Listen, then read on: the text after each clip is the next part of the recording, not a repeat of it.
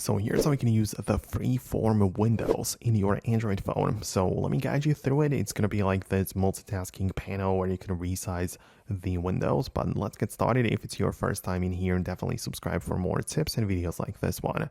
So the first step would be to enable the developer mode. So you can open up your settings, go to the section at the bottom, which is the about your device, and you just need to make sure that you go to the software information and tab the build number 7 times, and it's going to enable the developer mode.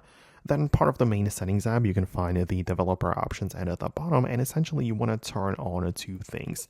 So the first thing is the resizable windows, and then the freeform. So you can also use the search because there are so many things which you can scroll through. So if you just look it up like this, you should be able to find it in here. And right next to each other, we have the enable the freeform windows as well as force activities to be resizable. These are the 2 toggles which we need to have enabled in order to actually make this thing work. But once we do have it, then you can see that we can leave the app and you can open up any application in full screen. But upon going to the multitasking panel, you can click on the icon at the top and essentially click on open in a split screen view or open in a pop-up view. So you can see that we can move it like this and essentially have it like a floating window, which is going to be in the screen like that. So it's really interesting, in fact, because you can resize it and like sort of move it around.